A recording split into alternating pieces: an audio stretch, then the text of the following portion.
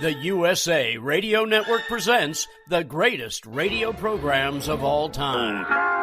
Suspense.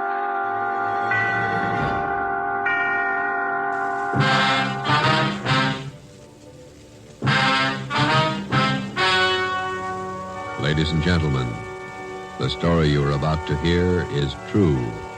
Only the names have been changed to protect the innocent. Dragnet. This is classic radio theater. Gangbusters. I was a communist for the FBI. Lights out, everybody. Now here's your host, Wyatt Cox. He was one of the hottest movie stars of his day, Charles Boyer, in a short-run program entitled Presenting Charles Boyer. This was originally broadcast July 18, 1950, the episode entitled The Mink Coat. Presenting Charles Boyer.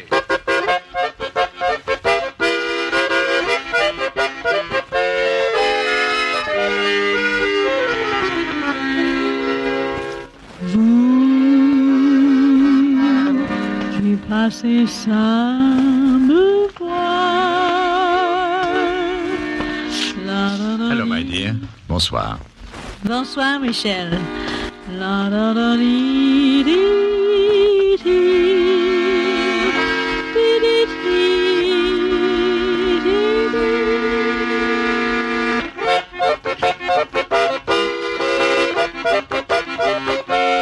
National Broadcasting Company takes pleasure in presenting a new series starring Charles Boyer as Michel. And who is Michel? The Baron de Montrichard de Frontenac? Paul de l'Espinasse? Francois Cloisonnet? Well, he could be any of these, and has been all. For he belongs to that royal line of adventurers whose titles are stitched on the fabric of their own imaginations, but who'd willingly give up any title for a moment of romance or a spot of cash. Look at him now, walking into Emile's bistro. He has important things on his mind, namely Bart Conway, the gentleman who buys his stories. Oh, Emile. Emile, come here. Michel, it's about time you showed up. There's the little matter of 75. Oh, yes, of course. I've been out of the city, Emile. Emile, this is Mr. Conway, the famous American writer. I've told him about your place. This is the Emile I was telling you about, Mr. Conway. Emile? Oh, yes, Emile. How do you do, Emile? Yes, now about... A brandy for my friend, and a brandy for me, if you please. There is the matter of 75... Michel is my guest, Emile. Here, 2 brandies. Thank you, at once. Mr. Conway, how lucky for you that we've met again. I congratulate you. Nice of you, Michel. Why? Because of a mink. A what? A mink is a mammal, and so is a lady. And I suppose that whenever the twain shall meet, there's a story. Exactly. That is, when something else has been added. $200, for instance. Oh, you know, when a mink is involved, it should be much higher. However, it started at the Theatre des Champs-Élysées. $200. Through a friend of mine connected with the management, I was given a complimentary ticket to the new Giraudoux play. Oh. All I had to do was circulate through the lobby and express my enthusiasm. It was near curtain time. I had stopped by the hat check stand to light up a cigarette when suddenly a lady approached me. Oh, a vision of beauty and delight.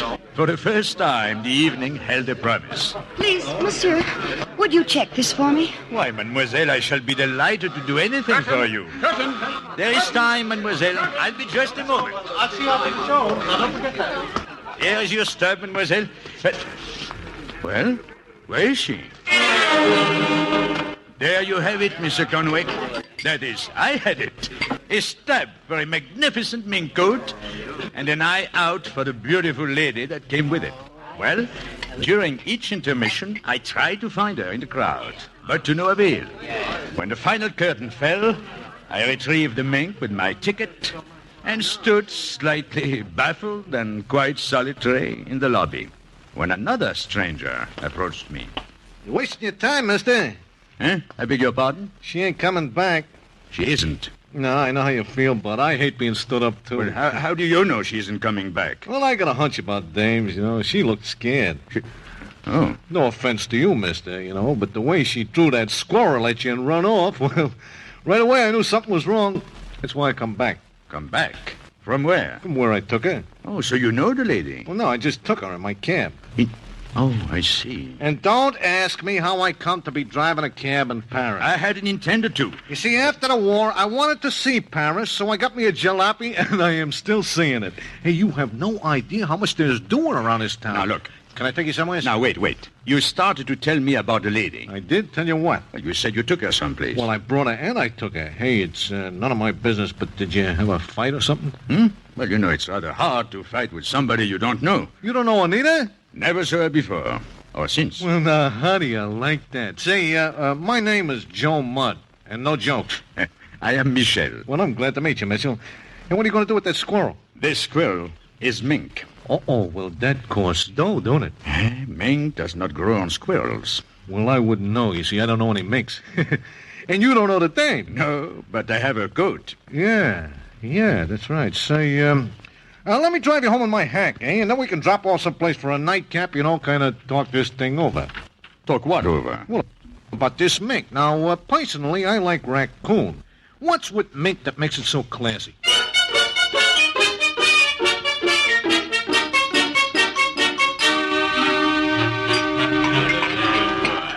So like I told you, Mitch, I picked her up on the Rue Royale, see, and I dumped her off on the Rue de la Paix. And she didn't say nothing to me, and I didn't say nothing to her, so that's just what I know. Nothing. That's why I went back to the theater, to find out something. Well, then I'd have to search all Paris to find her. Well, what do you want to find her for? You got the coat? Or maybe it's us that got it, huh? I have a fatal weakness, Joseph. Yeah? Yeah. I prefer a live lady to a dead mink. Did you ever hear the one about a bird in the hand? Since when is a mink a bird, Joe? A mink is a mammal. And so is a lady. And so is a lady. You are absolutely right. Only she is live, eh? Well, I don't need the Eiffel Tower to fall on me, kid. Say, I'll have another beer if you don't mind. Not at all. I'll have another Calvados. Yeah, okay. Hey, waiter. Will you draw 1 Bubbles and 1 Applejack? Right. Now, where was we on this deal, Mickey? Let's see. I have a mink coat, mine is a lady. Now, I've known ladies to go to great lengths to get a mink coat, but I've never, in all my extensive experience, known one to throw a mink away. Mm-hmm. Especially such a splendid specimen as this one. Well, all right. Why did she? That is the proper question, Joe. But I would put it this way. Why didn't she come back? Well, I'll tell you, she was scared. You see, I saw her face, and she scooted away as fast as she could when I left her off at the corner. Your drinks, gentlemen. 25 francs, please. I said that would be 25 francs. Excuse me, the bill is 25 francs. Joe. Yeah? My apologies. For what? Gentlemen, which one of you is paying for the drink? No, sir, please. My friend here is my guest. But, Joseph, I find that I have misplaced my wallet. Yeah, you just found that out, huh? Okay. Here you are, waiter. Thank you, sir. Thank you very much. Hey, you know something, Mitch? You don't look to me like the kind of a guy who forgets his wallet. You broke? Well, at the moment, a little bent, my good Joseph. But I don't know why. I feel prosperity bristling in this fair. Wherever there is mink, there is money. Besides, she was beautiful. I must find this girl. Tell me, have you 100 francs to spare? Well, hey, I almost lost that much in fares just sitting here. Not that I don't like the company, mind you. Oh, well, thank you, Joseph. Don't mention it. If you don't mind, I would like to mention the matter of the 100 francs. Yeah, you want me to loan you some dough, huh? No, let's call it an investment. In what, for instance? You know, a discreet advertisement placed in tomorrow morning's papers might bring some surprising results. Oh, yeah. You mean you're going to sell the coat? The decision will rest with a response to my advertisement. If the owner applies and gratefully provides a reward, well, that is one possibility. I have thus discharged my duty as a citizen. However, having done so, should a prospective purchaser be interested, that, my dear Joseph, would be even more profitable. Well, I'll go for that second one. What are you going to put in the ad? Now, let's see. The label in the coat says, styled by Jean-Paul. So we shall say, beautiful mink coat. Styled by Jean-Paul. Available. Excellent condition. Must dispose at once. Address, 239, Rue de l'Odéon. Apartment 6. That, I think, should bring quick results.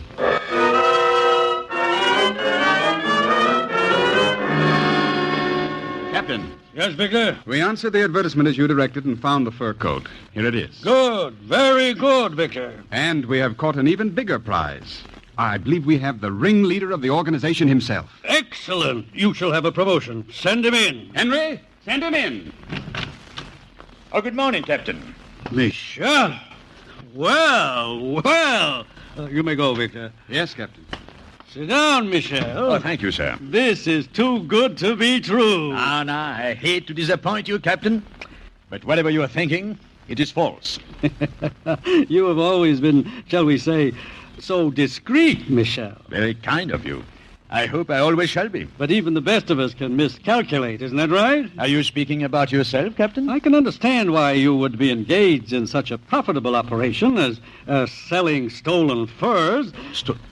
Oh. But advertising it in the papers, Michel, that is not like you. In that case, you will believe me when I tell you what happened. I shall tell you. 18 months ago, an entire warehouse full of valuable furs was ransacked.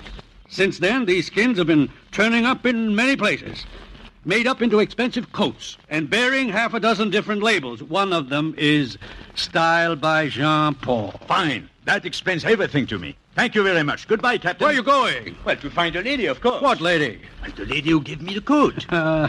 With you, Michel, there is always a woman. Well, she left me holding it in the lobby of a theater and vanished. Someone you knew well? No, on the contrary. I didn't know her at all. Yet she gave you this valuable coat and then disappeared? That's right. Now, do you wonder why I'm so interested in her? You're not half as interested in her as we are. Michel, do you realize how deeply you're involved in this affair? I'm not involved at all. You've got the coat. And I also have got you. But I want this lady even more. I might even be willing to pay... Reward? How much? That depends on how useful she is to us. You bring me this lady of yours within 48 hours. 48 hours, Captain. If you produce her, then we can discuss the matter of reward. If not, there are 48 months for you, Michel. 48 months? 4 years of my life in the hands of a beautiful lady that I have never met.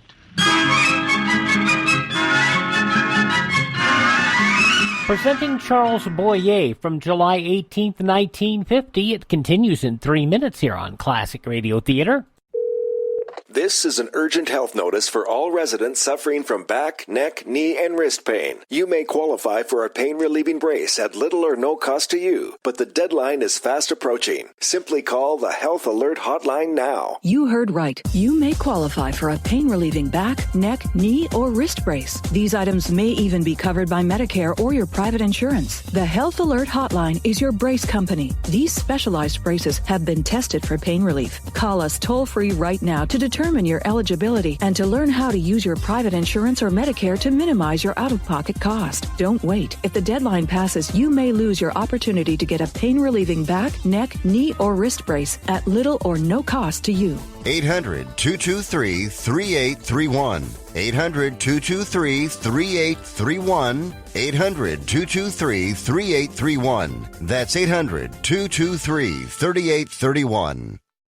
Here's a great deal on MyPillow. When you go to MyPillow.com, click on the 2-pack special, type in promo code USA, you'll get 2 MyPillow premium pillows for $69.98. Now that's only $34.99 a pillow. You will not get that price anywhere at retail. It's the lowest price ever offered on radio or TV. And like all MyPillow products, 10-year warranty, 60-day money-back guarantee. Go to MyPillow.com, click on the 2-pack special, use my promo code USA. Now you can fly anywhere in the world and pay discount prices on your airline tickets. Book a flight today to London, Paris, Madrid, or anywhere else you want to go. And pay a lot less guaranteed. Call the International Travel Department right now at Low Cost Airlines. 800-215-5141. 800-215-5141. That's 800-215-5141. If you're over the age of 50 and considering buying an annuity in the next 60 days, I have some important news for you. Don't buy an annuity until you understand the pros and cons of annuities. A free book to help you maximize your retirement income from television host and three-time author Josh Melberg has been released. This book reveals little-known truths about annuity strategies in simple-to-understand terms. Grab a pen right now because we are about to offer you this free book that unlocks the 5 little-known secrets we believe baby boomers and seniors should know before buying an annuity. Call 800-985-1813 now, and you'll receive a free copy of Josh Melberg's book, Next Gen Annuity Strategies Revealed. As a bonus, we'll also send you a copy of The #1 Mistakes Retirees Are Making with Their Investments Today, and a free DVD on how you can get up to 33% more income in retirement. Call 800-985-1813 now. Again, that's 800-985-1813. Employees of J.D. Melberg Financial have the appropriate licenses for the products they offer. And you're listening to Classic Radio Theater on your favorite station, presenting Charles Boyer, the summer replacement over the summer of 1950 for Fibber McGee and Molly, and the show only ran during the summer. There you go. Let's get back to it. Presenting Charles Boyer, July 18th, 1950. So you see, Mr. Conway, I was a victim of my innocence. I had to find a girl. I had to start from nowhere to find someone who could be anywhere. Well, on my way back to my apartment, I could not make up my mind which loss I regretted the most, the mink or the lady. As I opened my door, I was intercepted by a strange man in my apartment. Yes? What do you want? What do I want? Well, this is... this is apartment 6, isn't it? Yes. What do you want? Oh, well, I noticed an advertisement in the paper this morning, and, I understand you have a fur coat for sale. What do you want with a fur coat? Well, I thought I might buy it. May I see it? Sorry, it's sold. Imagine that, Mr. Conway. Insult added to injury. My own door slammed in my face. Well, I returned to the street in order to prepare my strategy. I noticed Joe's taxi standing by the curb. Joe was not inside, but luckily he had left his cap on the front seat. I quickly pulled it down as low as I could, just as the strange man I had left in my apartment came out with a friend. Driver, you free? Yes? Good. Come on, Thomas, get in. Where to, gentlemen? Place Pigalle, driver. No. Go to Boulevard Saint-Germain, 1672. Oh, so that's it, Carl. You want to see Dolores.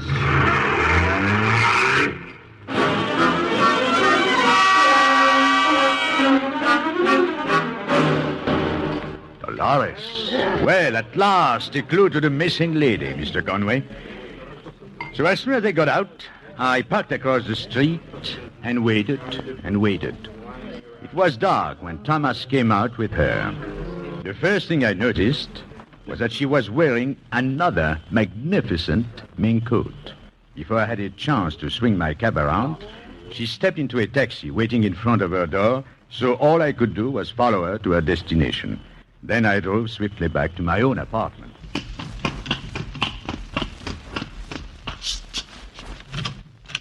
Oh, Joseph! Oh, I was afraid of something like this. Here, no, let me get that gag out of your mouth. And don't bite me.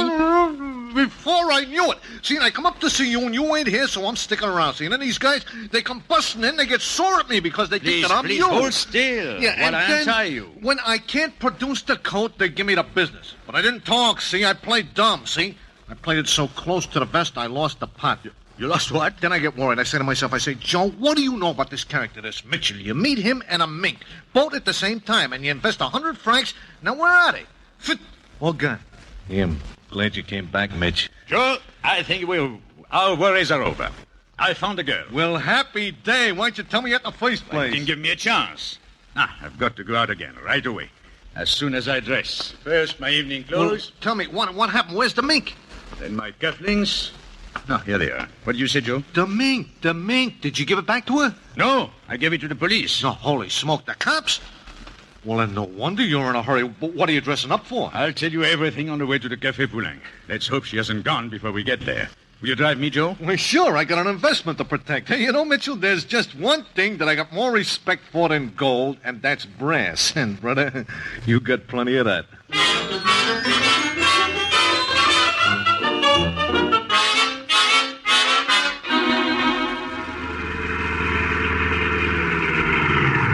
Hey, Mitchell, Cafe Poulenc. How'd you like the ride? I'll let you know when I get my breath back. Say, now that you found this girl, you're going to turn her over to the police right away? It is the only way I can keep out of jail myself. Besides, there is the little matter of a reward. Aha, yeah, that's for me. Want me to stick around with the kid? First, let's see if she's still here. Come on.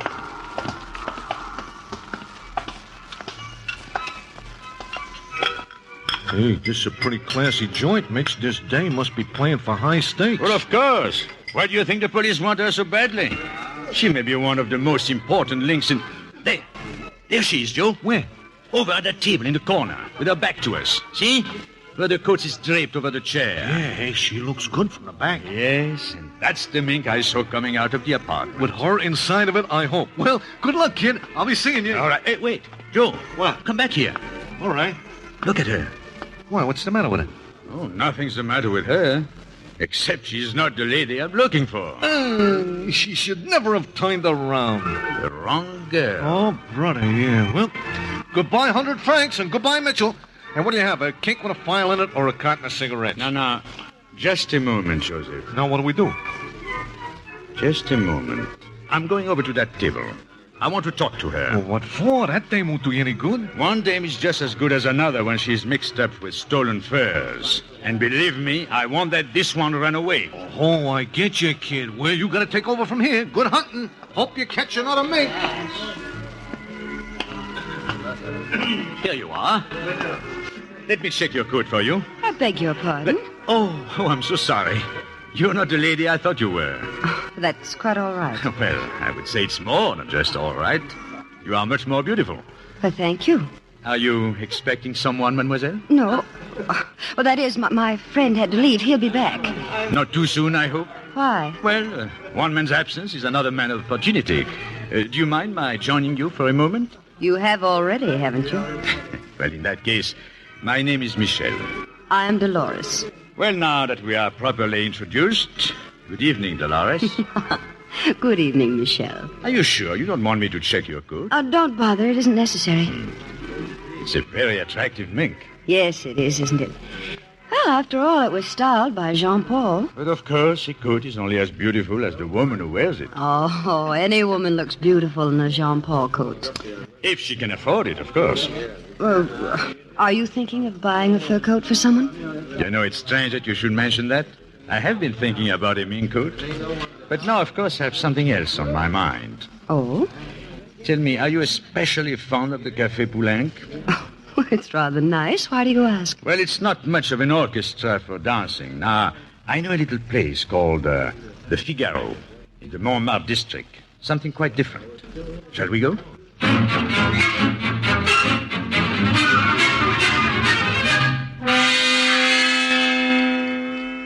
July 18th, 1950, presenting Charles Boyer on Classic Radio Theater. I'm Wyatt Cox.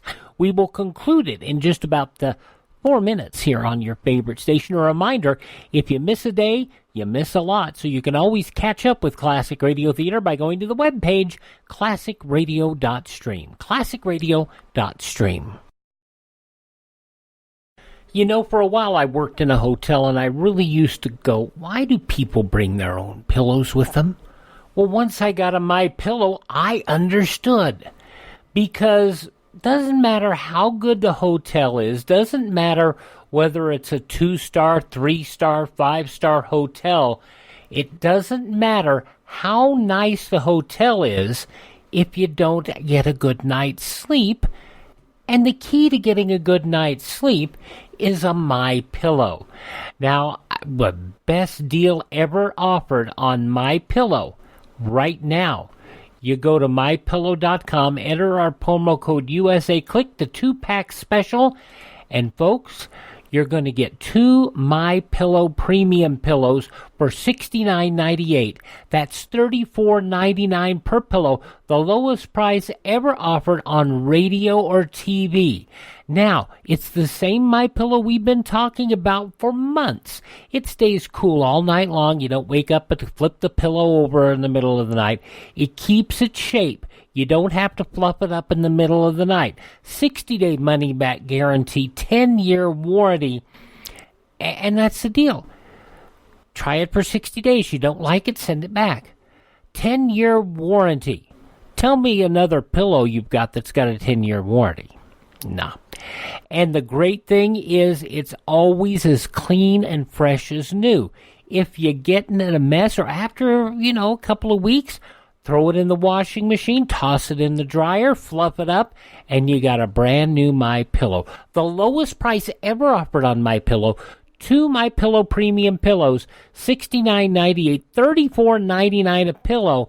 You see if you can find a price like that anywhere else. Go to MyPillow.com, click on the 2-pack special, enter my promo code USA, or call 1-800-951-8175. The best deal ever. And by the way, that promo code USA works on anything on the MyPillow website, MyPillow.com.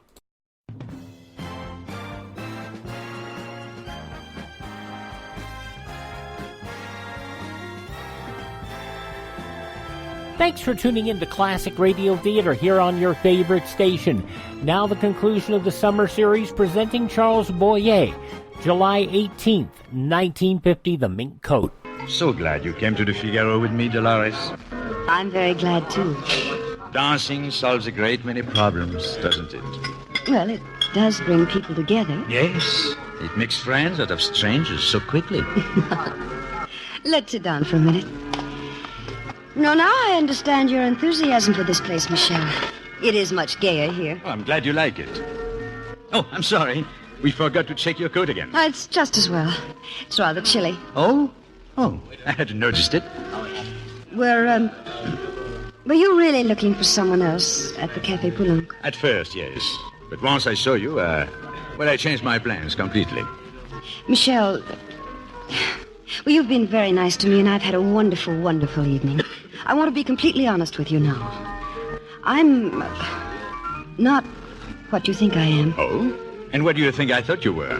Well, a girl with a mink coat and an expensive cafe. Something the matter with that? I don't want to pretend any longer. This coat isn't mine. Oh, you mean you borrowed it? No, it isn't that. You see, well, it's my job. Then you were not pretending. I mean, I'm kind of a model. I'm employed to wear coats like this to places like the Café Poulenc. So that's why you haven't checked it. That's right. I have to keep it with me so people can see it. Then if they admire the coat... As I did. And ask for information... As I did. Yes. Then I tell them about Jean-Paul. Well, what about Jean-Paul? Oh, Jean-Paul isn't any ordinary furrier. It's a personalized service, and they make the coats up only on special order. Oh, but you're not really interested in that. I only told you so you wouldn't misunderstand. Well, I'm not so sure I understand now. Well, what do you mean? Well, this Jean-Paul... Oh, that's only a trade name. It's really Carl and Thomas. Yes, but how long have you been working for them? About 6 months. They've been very nice to me, and I'm grateful to them. You'll never know how much I needed this job. Well, I'm sorry to hear that, Dolores. Why? You're grateful for helping to sell stolen furs. Stolen furs? Surely you must have known that's what they are. Are you the police? Fortunately for you, no. But the police are looking for those employers of yours. And for you. Oh, my dear. I'm sorry. Oh, but please. I didn't know. Oh, it's all right. No, it's not all right now. It's not all right at all. It's much worse. You wouldn't have told me all this if you knew what you were doing. Michel, if what you say is true... Oh, it's true. You'll find out only too soon. Well, then I'll just have to stop. And run away? Well, quit. You can't quit. Why can't I quit? Well, I think another girl tried to do that. Only last night, she threw a mink coat at me and ran away. And then this morning, I read a little item in the paper about a young woman found in the River Seine. No. I have no way of knowing that it was the same girl, but it could have been. She, too, worked for this Jean-Paul. She must have known too much. And you, Dolores, know too much, too. But you know Jean-Paul really is. Well, then I'll have to tell the police. And if they believe you, what then? If the police don't catch up with this Carl and Thomas, you're really in danger for your life. But if you don't tell the police now and try to explain to them later, it will be hard to convince them that you were innocent. And even if you got a small jail sentence, I imagine it would be very difficult for you to get another job. You mean I can't run away and I can't give myself up? Michel, there must be something I can do. Well, perhaps one way. Dolores, will you let me have your fur coat? Oh, yes, please take it. I don't want it now. Then you do believe what I've told you. Why? I started believing you, Michel, when you stopped making love to me. Now, darling, if you say many more things like that, I shall begin again. Now, before that happens, come with me, quickly.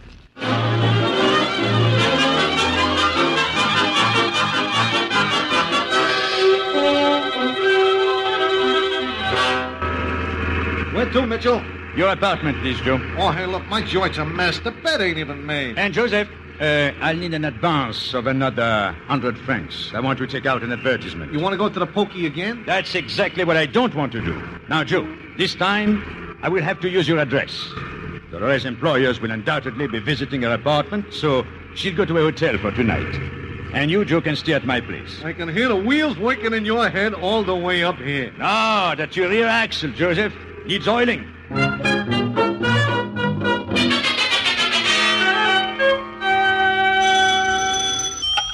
Hello? Oh, yes, Joe? You're at the corner. Good. No, just be patient.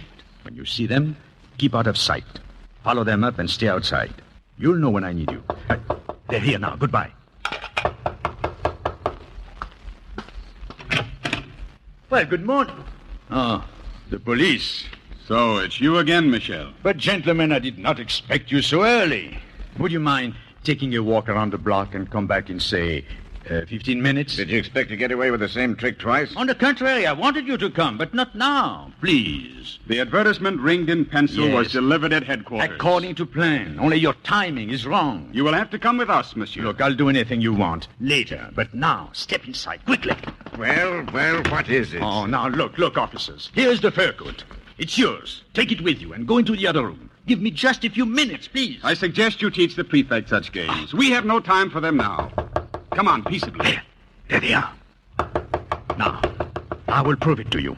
Step back and watch. Oh, good morning, gentlemen.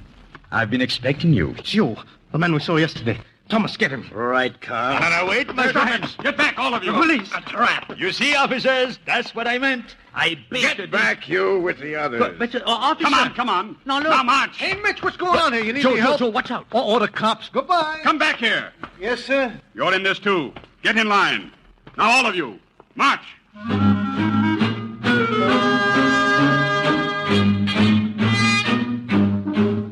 So you see, Captain, after I had identified the criminals, I'll say with much expense and effort on my part, I decided to use the same device which brought me to your headquarters in the first place.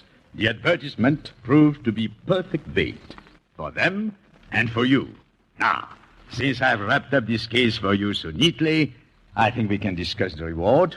Well, something the matter, Captain? There is the matter of the lady, Michel. The lady? What lady? We want everybody implicated in this affair. Our bargain was the lady in exchange for your liberty, not to mention the reward. Well, I'm sorry, Captain. There is no lady. Hey, but Mitch, what about... There is no lady. So that's it. Always the lady vanishing. You took me too seriously, Captain. I needed a chance to prove my innocence, so I invented a lady. In that case, Michel, let's say I just invented the reward. Then we're both taken in. Will we, Michel? I'll tell you what I'll do. I shall forget our bargain and not ask you about the lady again. That shall be your reward. Thank you. I promise to keep this reward in a safe place. Now, what about my friend here? Your friend and yourself are free to go. Come back and see us again sometime soon. Very kind of you, Captain, but I insist that you be my guest on the next occasion.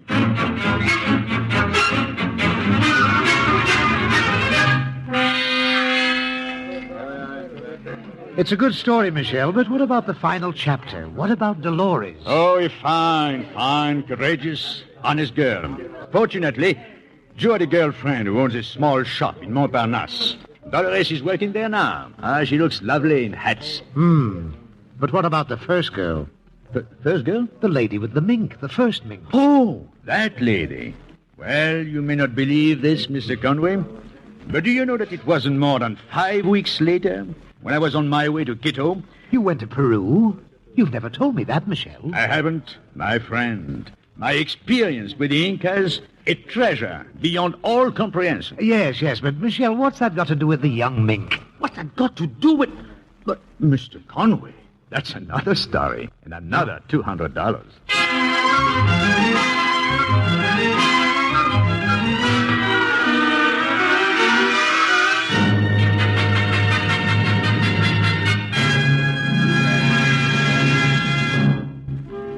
Charles Boyer will soon be seen starring in Douglas Sirk's production, The First Legion. In the role of Bart Conway, you heard Hanley Stafford. Also in the cast were Sheldon Leonard, Ted Von Elst, Joan Banks, Wilms Herbert, Herb Butterfield, Don Diamond, and Ken Peters. Our show is directed by Nat Wolfe. Tonight's script was written by Barbara and Milton Merlin. Characters of Michelle and Bart Conway were created by Ernest Voidya and Clement Scott Gilbert. Listen again next week at this same time to Presenting Charles Boyer. This is Don Stanley speaking. Stay tuned for Thrilling Big Town on NBC. Fun little series, July 18th, 1950, presenting Charles Boyer on Classic Radio Theater. It is a horrible scenario, but it happens. Dennis writes about his wife. She was diagnosed with leukemia. In fact, she's a 2-time survivor, and in the midst of all that, they ran up over $1 million in medical bills. Thankfully, they're MediShare members, and Dennis says they are so thankful for that, how others came together to meet their needs, and that's how so many MediShare members feel. This is not health insurance. It's different.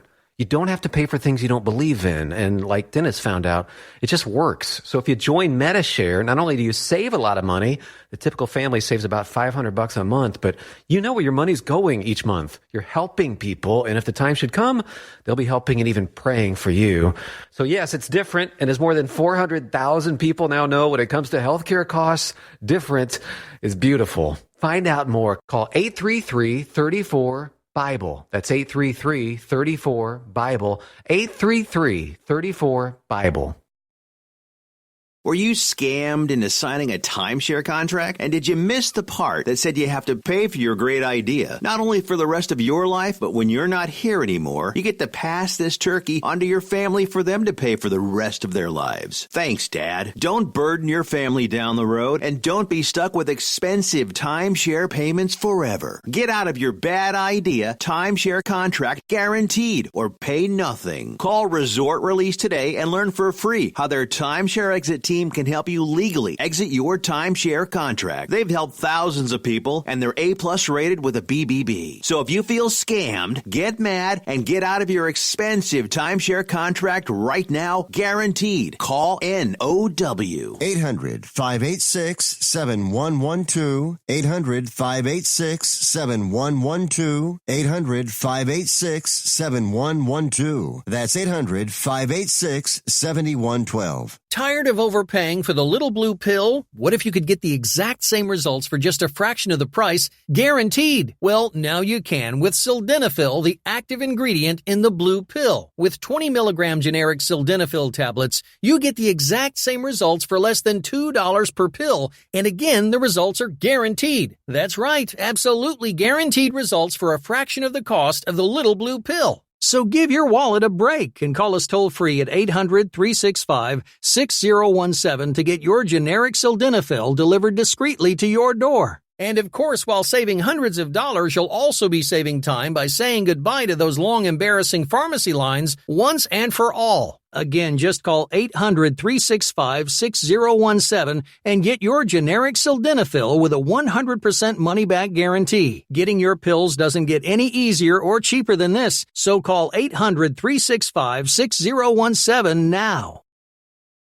On Classic Radio Theater, let's head to Pine Ridge, Arkansas. Check out the goings-on of Lum-n-Abner. This episode originally broadcast July 18th, 1945. And now let's see what's going on down in Pine Ridge. Well, as we look in on the little community today, we find the old fellows in a cell in the jailhouse. Listen. Iron bars, stone walls.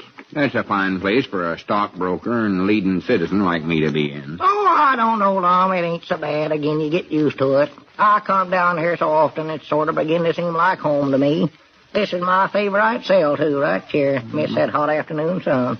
I'd be all right for you, but for me, it's nothing but a disgrace. Well, of course, I wouldn't come down here unless I was arrested for something natural. But I mean, after you get in here, it ain't so bad. Iron bars and stone walls. Of course, I'll admit it is beginning to cause me a little trouble in the home.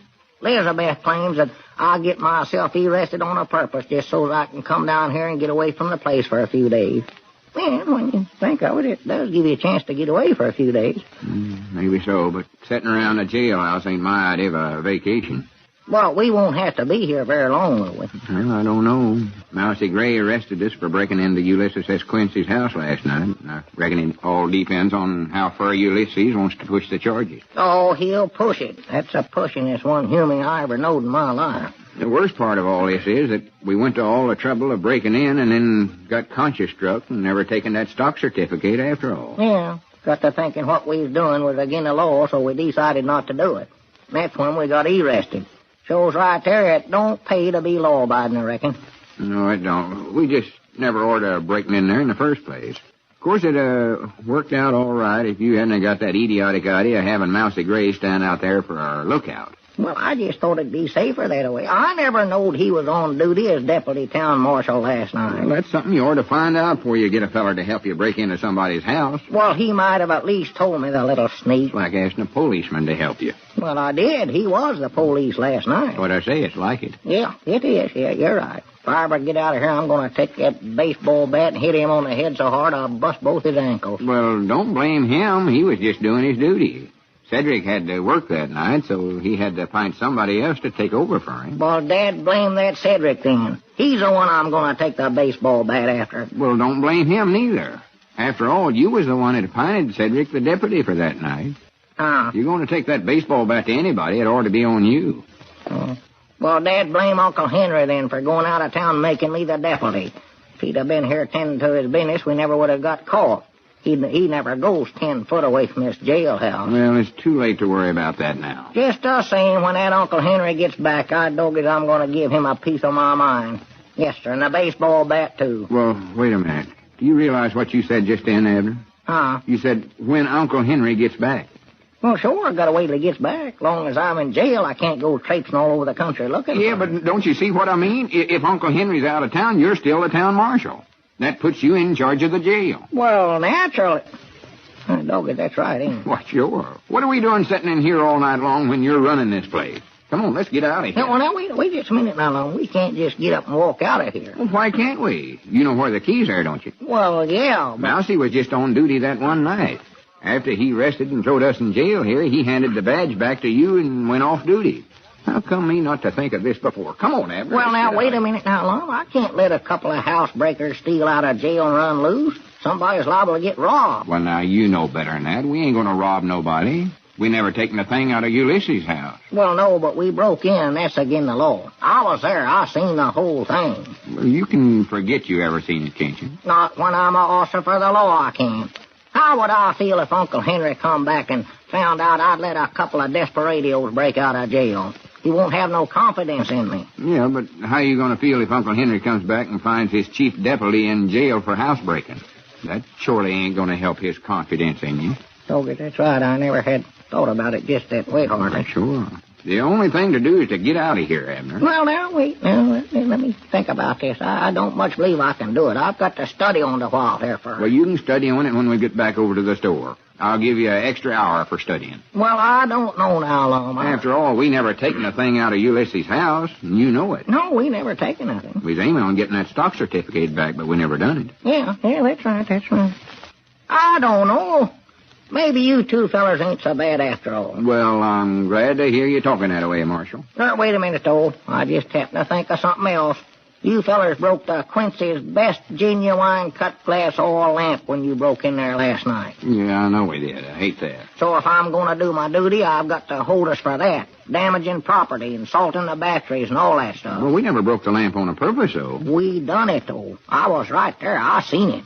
And you know how valuable that lamp was. Miss Quincy thought the world and all of that thing. Yeah, I know she did. Her mama give it to her and Ulysses as a wedding present. She's always been afraid it'd get broke some way. I know how Miss Quincy felt about the lamp, and I'm just as sorrowful as I can be that we broke it. I wouldn't have the thing personal, but Well, I still maybe. say that... Well, I'm just going to have to hold you two, us two fellers, till we can pay for it some way.